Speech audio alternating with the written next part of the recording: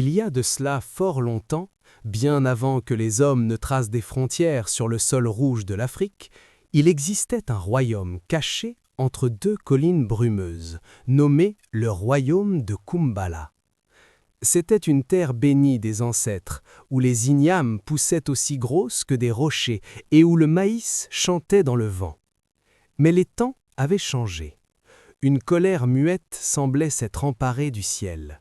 Depuis 7 lunaisons, pas une seule goutte de pluie n'était tombée sur Kumbala. Le soleil, autrefois un père bienveillant, était devenu un tyran impitoyable. Il régnait en maître absolu, dardant ses rayons de feu sur les toits de chaume et craquelant la terre jusqu'à ce qu'elle ressemble à la peau d'un vieux crocodile. Les rivières s'étaient tues, les puits n'offraient plus que de la boue, et le bétail maigrissait à vue d'œil. Dans ce village vivait une jeune femme nommée Adjoa. Elle n'était pas de lignée royale, ni prêtresse, ni devineresse. C'était une femme du peuple, aux mains rendues rugueuses par le travail et au dos droit comme un fromager centenaire. Adjoa était connue pour son courage silencieux.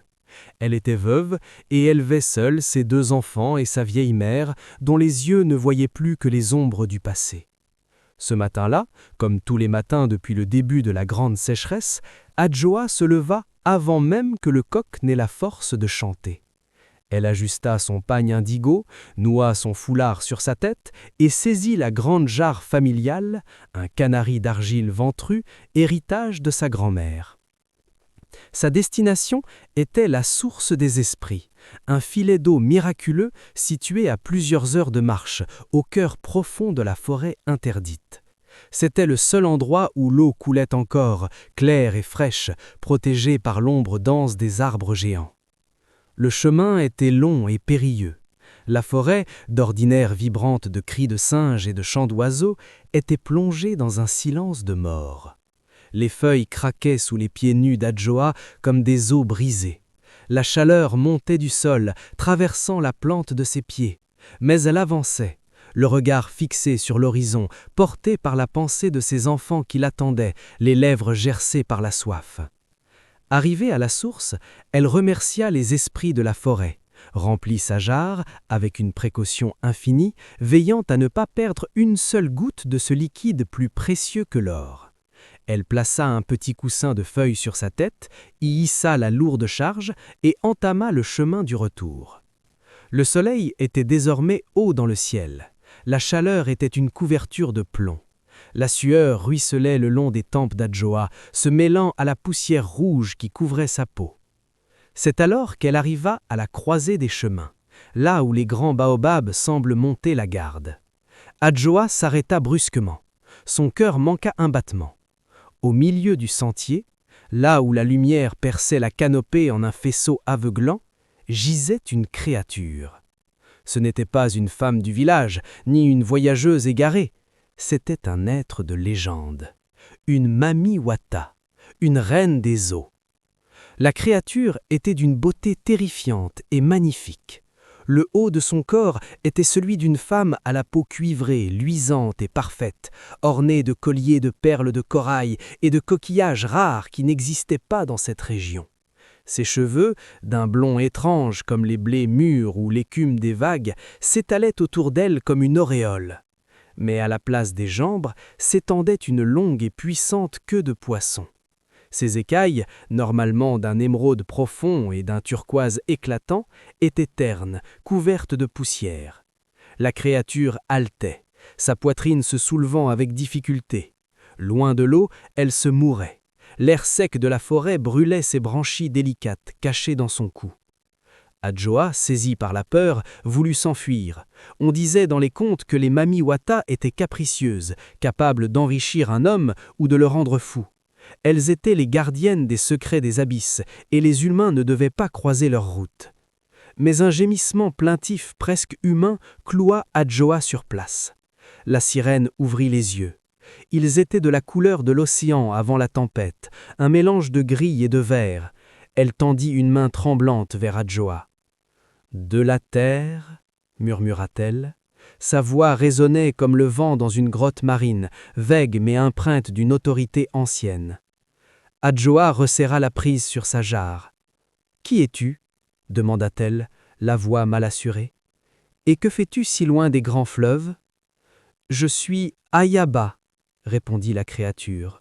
« J'ai suivi le chant d'une rivière souterraine qui promettait de rejoindre la mer, mais le soleil a bu la rivière, la terre a avalé l'eau, et me voici prisonnière de la poussière. Ma force me quitte. Si je ne touche pas l'eau avant que l'ombre de ce baobab ne bouge, je retournerai au néant. » Ayaba fixa la jarre en équilibre sur la tête d'Adjoa. Il y avait dans ce regard une supplique désespérée. « Ton eau, juste un peu de ton eau pour mouiller mes écailles, pour me donner la force d'appeler les miens. » Adjoa recula d'un pas. La panique l'envahit. Cette eau était la survie de sa famille pour les 2 prochains jours. Si elle la versait sur le sol, elle devrait retourner à la source, marcher encore 4 heures, peut-être de nuit, au risque de croiser les hyènes ou les panthères. Et sa mère, et ses enfants qui attendaient. « Je ne peux pas, » dit Adjoa, les lèvres gercées par la soif. « Mes enfants ont soif, le village se meurt, cette eau est tout ce que j'ai. » La sirène laissa retomber sa main dans la poussière. Une larme, ronde comme une perle, coula sur sa joue. Elle ne montra aucune colère, seulement une tristesse infinie. « Je comprends, » souffla Ayaba. « La loi de la survie est cruelle. Va, fille de la terre, ne laisse pas les tiens souffrir pour moi. » Adjoa fit quelques pas pour contourner la créature. Elle dépassa la sirène, elle continua son chemin. Mais à chaque pas, ses pieds semblaient devenir plus lourds. Le silence de la forêt la semblait accuser.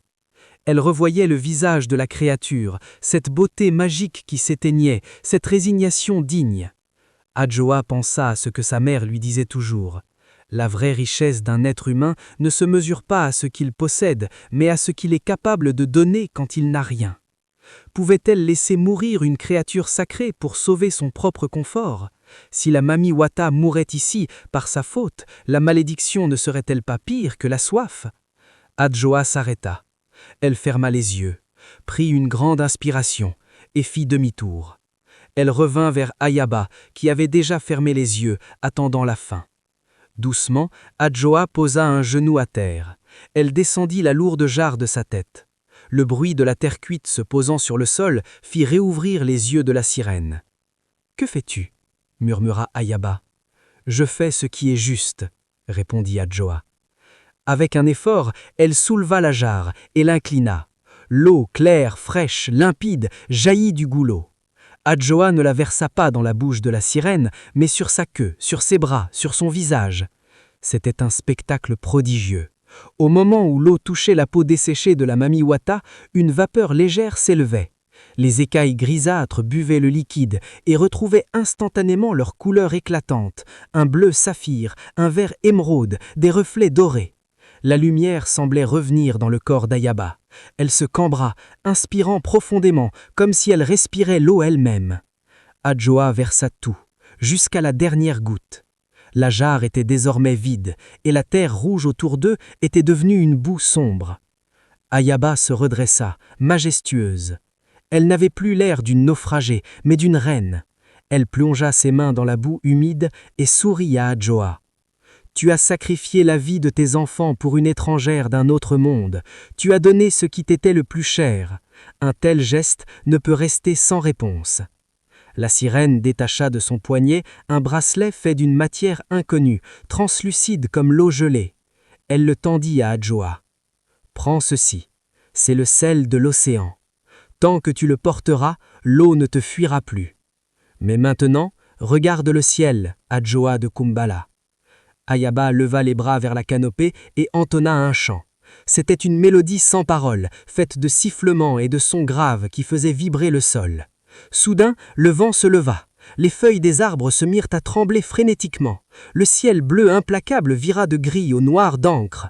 Un coup de tonnerre ébranla toute la forêt, si fort que Adjoa dut se boucher les oreilles. Et la pluie tomba. C'était une pluie déluvienne, des trombes d'eau abattirent sur les forêts, transformant le sentier en ruisseau en quelques secondes.